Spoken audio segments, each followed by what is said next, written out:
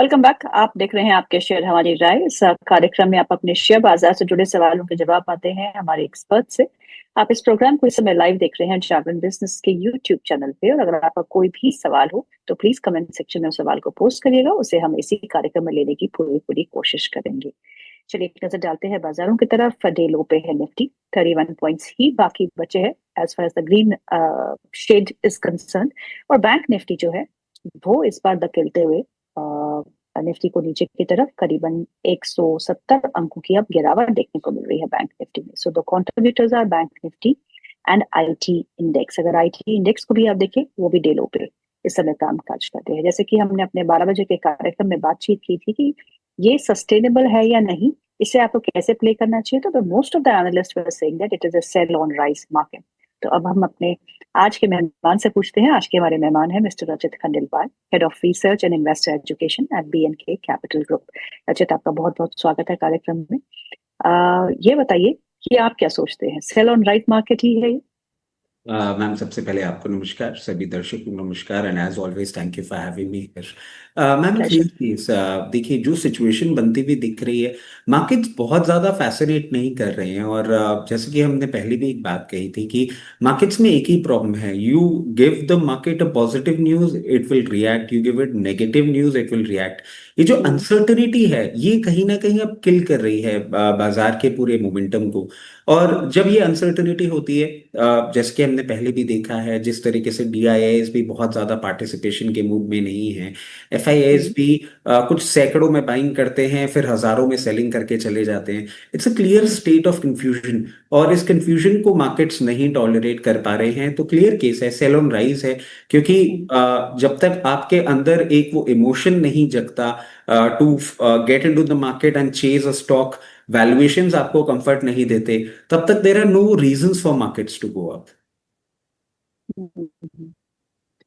So heavy weights are dragging Nifty index down. आपका रिलायंस जो है वो डीलो पे है, करीबन 1.5% की गिरावट रिलायंस पे देखने को मिल रही है। SBI में 1.5% की गिरावट है। ITC 1.5% नीचे कामकाज कर रहा है। इटर्नल, भारतीय Airtel, Bajaj finance, Adani ports, कुछ अन्य काउंटर्स जहां लाल निशान बना हुआ है आपकी स्क्रीन पे है। Reliance industries is really putting pressure on Nifty.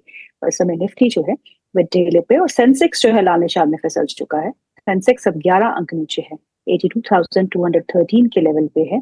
Bank Nifty अब 200 पॉइंट नीचे है, और निफ्टी हरे निशान में रहने की कोशिश में 20 पॉइंट ऊपर ही रह गई है। So Rajat, things are getting back to square one. जहां कल हमने छोड़ा था बाजार को, वहीं पे हम वापस आ चुके हैं। अब हमें क्या करना है? जैसे कि आपने कहा, it's a sell on rise market, but इस समय आप निवेशकों को क्या सजेस्ट करेंगे? See, we are always telling them कि पैनिक नहीं करना, लॉन्ग टर्म हो इन्वेस्टेड तो चिंता की विषय नहीं है। So one Sen advice that अभी आप निवेशकों को देंगे कि उन्हें क्या करना चाहिए, अगर उनके पास स्टॉक्स है तो उन्हें क्या करना चाहिए? मैम, एक तो ये आपका स्टेटमेंट मुझे बहुत सही लगा। After all the indices that you were talking about, Nifty green में रहने की कोशिश कर रही है 20 पॉइंट्स अप, जी। And that is the reality. देखिए, क्लियर केस है मैम। दो अलग अलग एडवाइस हैं that we have for the people. एक ट्रेडिंग फर्टर्निटी, जो ट्रेडर्स हैं they should keep their position very less. जहां बहुत आपको स्ट्रॉन्ग मोमेंटम दिखे या क्लियर केस सिचुएशन बनती हुई दिखे, only then you should put your money in play. उसके साथ साथ क्लियर केस अवॉइड करना चाहिए अभी ऐसी मार्केट कंडीशन में कि आपको ओवरनाइट पोजीशंस कैरी फॉरवर्ड नहीं करनी चाहिए। कोई भी gap okay. Up gap down आपके लिए स्टॉप लॉस हिट कर सकता है। जहां तक इन्वेस्टर्स की बात है, देखिए, मैं समझता हूं कि हमारे जागरण के जितने भी दर्शक हैं उनका पोर्टफोलियो ऑलरेडी फुल है। मैं बहुत ज्यादा उनको एडवाइस नहीं करूंगा। मैं ये कहूंगा कि rather than thinking about trading, rather than thinking about investing more money, आप एक क्लियर केस इसको अपॉर्चुनिटी यूज करिए कि आप स्टडी कर पाए फंडामेंटली क्या चीजें अच्छी लग रही हैं।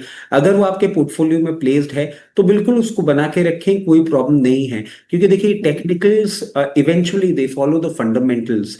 और मैं समझता हूँ फंडामेंटली स्ट्रॉन्ग स्टॉक्स हैं तो बने रहें, कोई प्रॉब्लम नहीं है। करेक्शन और आएगा तो हम रिविजिट करेंगे कि आपको कहाँ एवरेज करना चाहिए। और अगर ओके। आपको लग रहा है कि स्टॉक्स आपके फंडामेंटली वीक हैं, तो मैं कहूंगा इट्स बेटर कि आप लॉस बुक करें, एग्जिट करें, और अच्छे जो फंडामेंटल के स्टॉक्स डिस्काउंट में मिल रहे हैं वहां अपनी पोर्टफोलियो स्विच कर लें।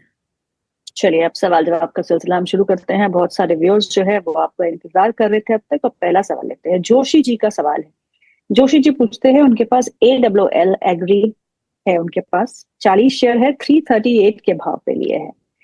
कृपया बताएं इसमें क्या किया जाए, क्या हो सकता है? इसमें तो कुछ नहीं हो सकता, because this is a stock जिसने अडानी ग्रुप में परफॉर्म ही नहीं किया। मतलब बाकी तो बाउंस बैक भी कर गए, अच्छा रिटर्न्स भी दिए, but this has not been performing at all. क्या करना है? मैम देखिए, अडानी एग्जिट अपना मार्क कर चुके हैं इसमें से, और उसके बाद आप देखिए जो प्रमोटर ग्रुप है वो भी बहुत ज्यादा कॉन्फिडेंट नहीं है। रिटर्न ऑन इक्विटी भी आपको बहुत अच्छा नहीं देखने को मिल रहा है। इसके प्रोडक्ट लाइनअप भी आप देखेंगे ना तो बहुत फैसिनेट नहीं कर रहे हैं अभी, और अगर आप क्वार्टरली प्रॉफिट्स पे भी नजर डालेंगे तो वो नेगेटिव ही आ रहे हैं। अभी आपको क्लियर केस में एक ये चीज कह सकता हूँ, looking at the current situation, क्योंकि आपने इतने हाई लेवल पे ले रखा है और प्रैक्टिकली ये लोअर लोज ही अपना क्रिएट किया जा रहा है। यहाँ पे एवरेज करने की मेरी हिम्मत नहीं होगी। मैं सेल ओके। ऑन राइज ही आपको इसमें एडवाइस दूंगा, और इसमें से निकल के इसी सेक्टर के किसी और अगर स्टॉक में आप चले जाते हैं, जैसे कि मैरिको हो गया, पतंजलि फूड्स हो गया, वो रिलेटिवली आपको तब भी एक बेटर रिटर्न दे सकते हैं। यहाँ पे अभी कोई टर्न अराउंड नहीं दिखता। बिल्कुल नहीं, टर्न अराउंड का इंतजार बहुत सालों से है, लेकिन ऐसा कुछ भी नहीं दिखता। जैसे कि आपने बिल्कुल सही कहा कि promoter also is not hmm. Interested in this kind of a business. चलिए, अब अगला सवाल है नंदन कुमार जी का। पूछते हैं आईसीआईसीआई बैंक है उनके पास, जो उन्होंने 1387 के भाव पे खरीदा है, इसमें क्या करना चाहिए? देखिए, अभी कंफर्टेबली आपको पोजीशन अपनी मेंटेन करनी चाहिए। अगर आपने इसको as a short term trading bet ले रखा है तो मैं आपको सजेस्ट करूंगा कहीं भी 1428 1430 लेवल्स मिले आप एग्जिट कर लें। अगर आप इसको मीडियम टर्म के लिए होल्ड कर रहे हैं, इसका परफॉर्मेंस अभी आपको कंटिन्यूड होता हुआ दिख सकता है। 1490 1504 के लेवल्स भी आपको दिखा सकता है। मगर नॉट टू फॉरगेट कि मार्केट्स हैं थोड़े से डाइसी, और हम लोग बहुत ज्यादा बुलिश स्टैंस नहीं रख रहे हैं, इसलिए एक स्टॉप लॉस हो जाता है आपके लिए बहुत जरूरी।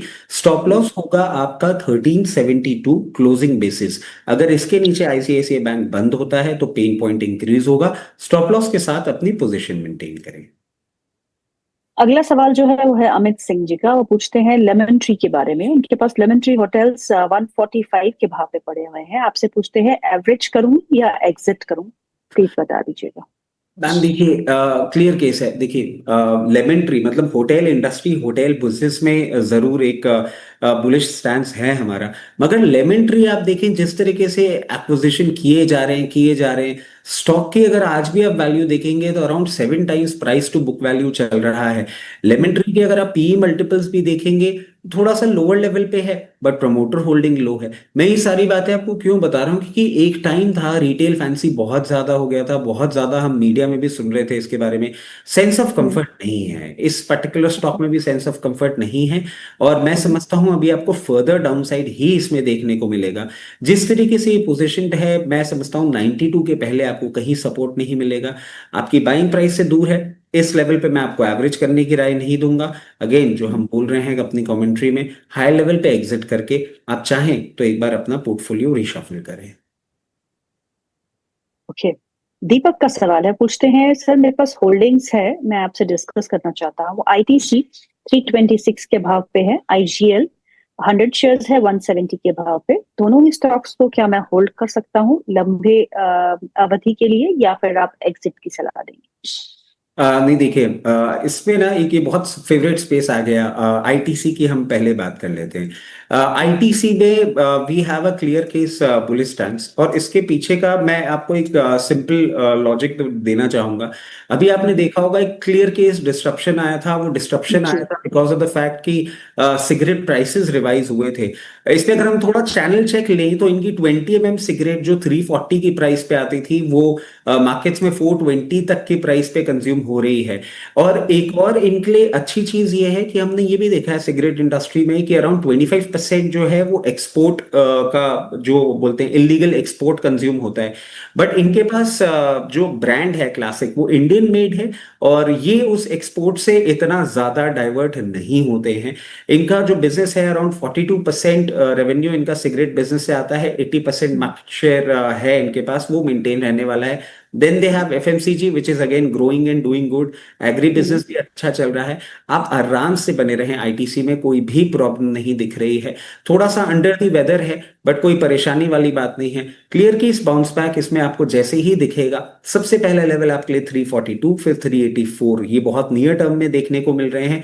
अगर आप इसमें लॉन्ग टर्म कमिटमेंट करके चलते हैं तो फर्दर अप मूव में आपको ये 460 प्लस भी लेवल्स दिखा सकता है। वेरी गुड क्वालिटी स्टॉक बने रहे। इसके साथ हम आ जाते हैं आईजीएल 169 लेवल्स पे ट्रेड कर रहा है। जी। वैसे अगर हम देखें डेटर डेज इंप्रूव हो रहे हैं, हेल्दी डिविडेंड पे आउट है।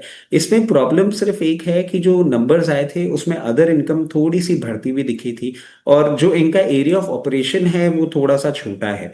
अब इसमें आपको क्या करना चाहिए, फॉर द टाइम बीइंग बने रहे। इसमें आपको एक बाउंस बैक देखने को मिलेगा जब ये 180 के ऊपर सस्टेन करेगा।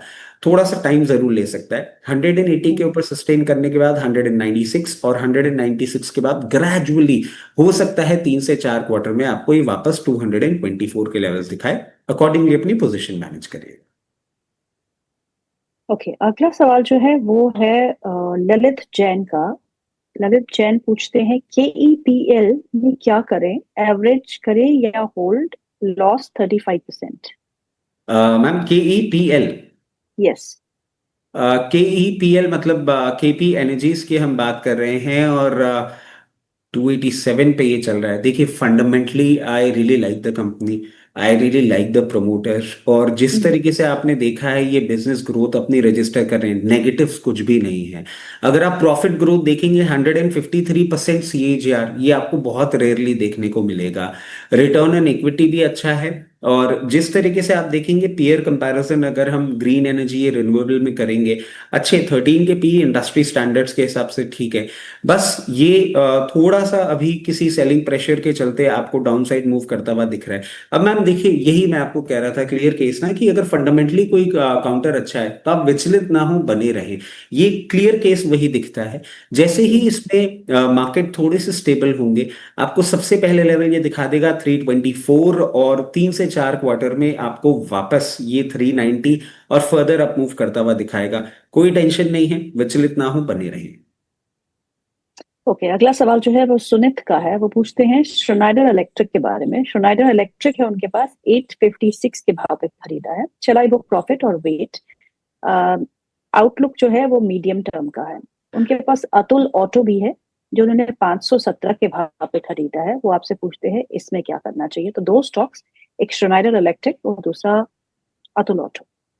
देखिए Snyder one of my all time favourites, और मैं समझता हूँ इन्होंने दोनों ही कॉल शायद हो सकता है मेरे ही कहने पे ली हो। ओके। स्नाइडर में आप देखें हाई लेवल पे जब अभी ये ट्रेड कर रहा था, तो हम लोगों ने क्लियर केस कहा था 50% आप एक बार प्रॉफिट बुक कर लें, और फिर उसके बाद जब ये और अप मूव करने लग गया हमने भी एक बाय कॉल जनरेट करी थी। ओके। स्नाइडर में कोई प्रॉब्लम नहीं दिखती है अभी जिस तरीके से पोजिशन है।